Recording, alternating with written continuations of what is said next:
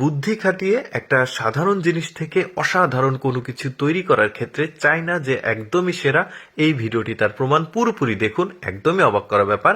শুরুতে দেখতে পাচ্ছেন একটা বড় সাইজের পাথরকে মেশিনের সাহায্যে সুন্দরভাবে গোল রাউন্ড করে কাটা হয়েছে। তারপরে ওই পাথরের মাঝখান থেকে মানে 3টা খণ্ড গোল করে কেটে তুলে ফেলা হচ্ছে। মূলত এটা দিয়ে তৈরি করবে পাথরের ফার্নিচার। চিন্তা করে দেখুন, আমরা কোনো কল্পনাও করতে পারি না যে পাথরের আবার ফার্নিচার হয়। তো এই ভিডিওতে সেটা দেখতে পাবেন। তো যা হোক, ওই 3টা অংশ বের করে ফেলার পর এই সাইড থেকে ওই বড় যেটাকে টেবিল বানানো হবে, ওই বড় সাইজের জিনিসটা দিয়ে কিন্তু টেবিল বানানো হবে, আগে বলে রাখি। তারপরে ওই টেবিলের মাঝখান থেকে কিন্তু সুন্দরভাবে কিছুটা অংশ কেটে সুন্দর করে এটাকে নকশা করা হচ্ছে আরেকটা মেশিনে দিয়ে। টেবিলের ওপরের যে অংশ সেটাকে সুন্দরভাবে ফিনিশিং দেওয়া হচ্ছে। তারপরে সাইডের যে নকশা সেগুলো করা হচ্ছে। সবকিছু তখন হয়ে গেলে এই যে দেখতে পাচ্ছেন কিছু মানুষ হাতুড়ি দিয়ে লোহা দিয়ে সুন্দর করে ডিজাইন করছে, আবার এটাকে নিয়ে এসে আরেকটা মেশিনে দিয়েছে। খুব সুন্দর একটা ফার্নিচার তৈরি করবে। আচ্ছা, শুরুতে যে দেখেছিলেন যে ওই ভেতর থেকে 3টা খণ্ড বের করেছিল, এই 3টা খণ্ড দিয়ে বসার জন্য চেয়ারের মতো একটা টুল তৈরি করবে, 3টা টুল। আর ওই পুরো বড় যে পাথরটা, সেই পাথরটা দিয়ে তৈরি করবে একটা টেবিল, বেশ চমৎকার ভাবে। তো যা হোক, ওই 3টা খণ্ডকে এই যে আরেকটা মেশিনে নিয়ে এসে একটা রাউন্ড শেপ তৈরি করা হচ্ছে বেশ চমৎকার ভাবে। দেখি তারপরে এটাকে কিভাবে কি করে। এই যে দেখতে পাচ্ছেন আরেকজন একটা মেশিন দিয়ে ওই বসার যে টুল তৈরি করবে সেটা সুন্দরভাবে ডিজাইন করছে, এই যে হাতুড়ি দিয়ে সুন্দরভাবে ডিজাইন করছে।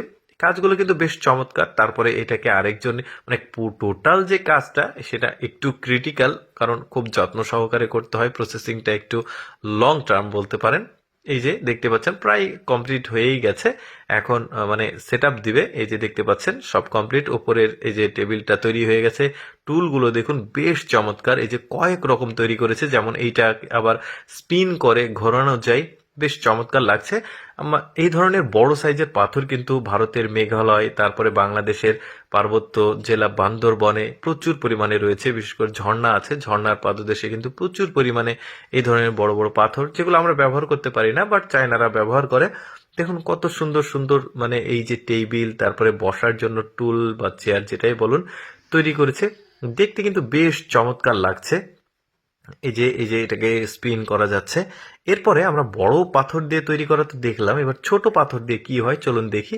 এই যে পাথর দেখতে পাচ্ছেন, সাধারণ একটা পাথর, এটাকে নিয়ে আসা হয়েছে, এটাকে মাঝখান দিয়ে কাটছে। এটা চুলা বানাবে, আগে বলে রাখি। তো আগের মতো করেই সুন্দরভাবে প্রসেসিং করে গোল করে মাঝখান থেকে পাথরের টুকরাগুলো তুলে একটা গর্তর মতো করা হচ্ছে গোল। তারপরে তলাটা তৈরি করছে, এটা চুলা, আমি বলেছি চুলা তৈরি করবে। এই যে দেখতে পাচ্ছেন বেশ চমৎকার একটা চুলা তৈরি হয়েছে, উপরে কেটলি দেখা যাচ্ছে, গরম হচ্ছে চা।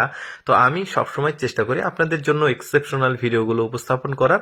আপনাদের যদি এরকম এক্সেপশনাল ভিডিও দেখতে ভালো লাগে, আমাদের লেটস গো ফেসবুক পেজটি ফলো রাখতে পারেন। এই ভিডিওটি কেমন লাগলো কমেন্ট করে জানাবেন।